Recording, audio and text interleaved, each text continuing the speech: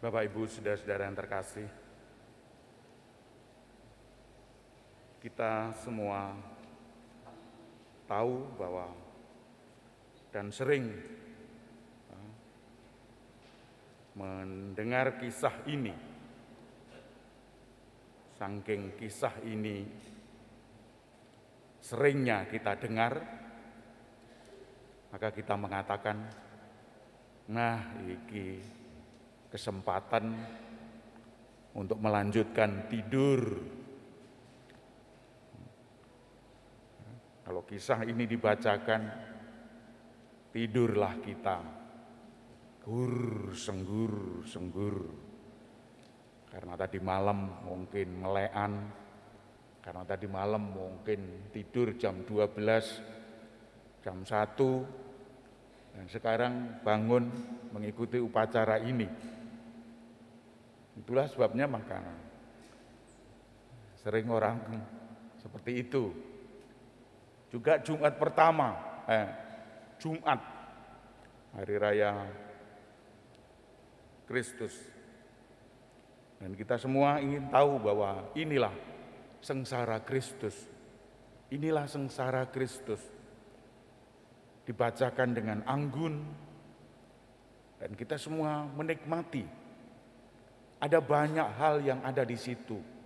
Kisah-kisah manusia dan kisah kita juga diadili tanpa pembela. Dihadapkan masyarakat, hanya orang-orang yang segelintir orang yang taat kepada Yesus, percaya kepada Yesus ada di situ.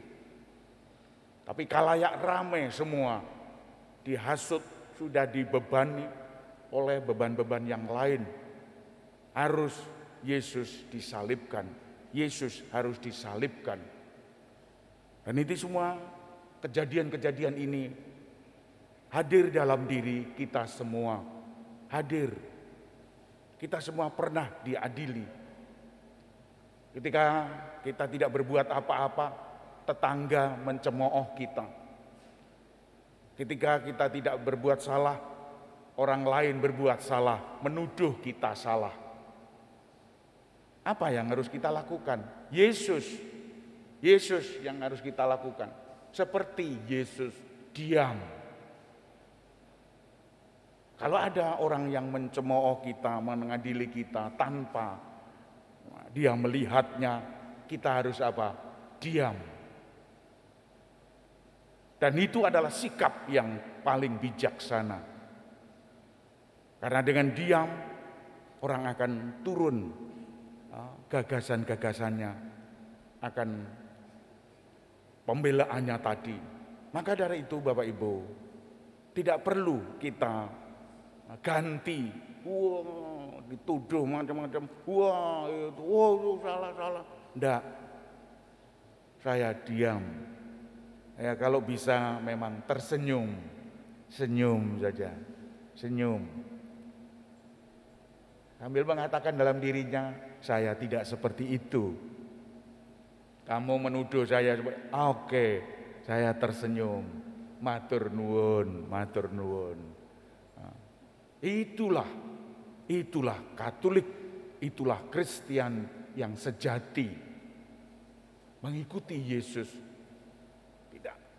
Tidak membalas dengan kata-kata yang lebih banyak, lalu itu kurang ajar, hati-hati kan.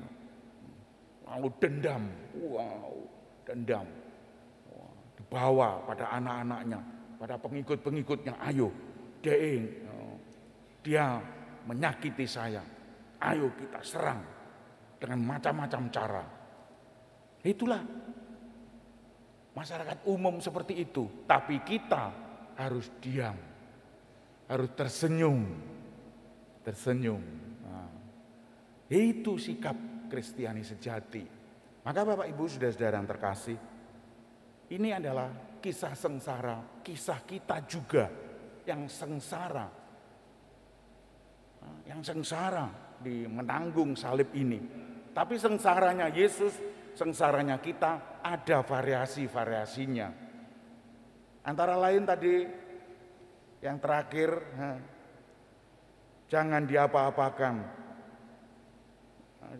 Dia memanggil Elia. Kita hanya melihat apakah Elia turun, datang. Ngomongnya, Eli, Eli lama sabaktani. Dia memanggil Elia. Iki kupingnya dublek, kupingnya dublek. Orang seperti ini kuping dublek. Ya, ada yang dublek seperti itu dalam kondisi masyarakat kita. Ada yang dublek seperti itu. Kita harus tetap sabar, karena tidak semua orang mengerti mengapa kita sengsara, Maka Bapak Ibu, saudara-saudara yang terkasih, kesengsaraan kita akan dibalut, kita akan dibangkitkan, dan kita akan naik ke surga. Surga inilah tujuan kita, bukan sengsara. Tapi sengsara harus kita lalui, tapi surga adalah tujuan hidup kita, orientasi hidup kita, surga. Maka Bapak Ibu, saudara-saudara yang terkasih, kita tersenyum, kita senang kalau disiksa seperti itu, karena kita akan menerima surga. Bayangkan Bapak Ibu, surga hanya dicapai dengan kesengsaraan. Tidak kita menerima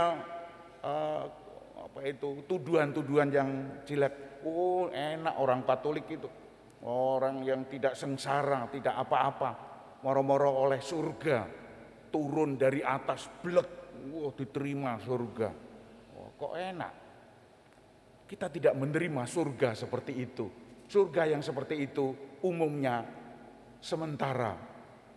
Tapi surga yang kita bangun dengan darah dan daging, dengan darah dan peluh, dengan darah dan kesetiaan kita akan menerima surga yang seperti itu. Yesus sudah mengalami hal yang sama. Kita mengikuti Yesus. 3 kali Yesus jatuh. Itu menunjukkan dirinya sangat rapuh. Dan justru dalam kerapuhan itu Yesus dikuatkan oleh Allah. Dia menerima anugerah salib, lalu dibangkitkan dan naik ke surga. Surga adalah tujuan dari diri kita. Oleh karena itu Bapak Ibu, saudara-saudara yang terkasih, marilah kita tekun untuk tetap setia mengikuti Kristus. Jangan malu-malu mengakui Kristus. Tanda salib, doa-doa, tanda salib. Tanda salib besar, gak cuwilik. Tanda salib kok cuwilik. Malah mau tanda salib tinguk, kok gak ono wong. Tanda salib kok malu, bagaimana? Jangan juga dijual, ditukar oleh iman kepada yang lain. Iman kepada Yesus sungguh ampuh. Iman kepada Yesus sungguh ampuh. Karena ganjarannya surga. Kita hanya mengingat hal itu. Maka Bapak Ibu, di tahun 2003 ini kita harus menerima kenyataan ini, bahwa ini adalah anugerah Tuhan yang kita berikan, yang kita persembahkan kepadanya agar kita bahagia bersamanya. Tuhan memberkati kita. Amin.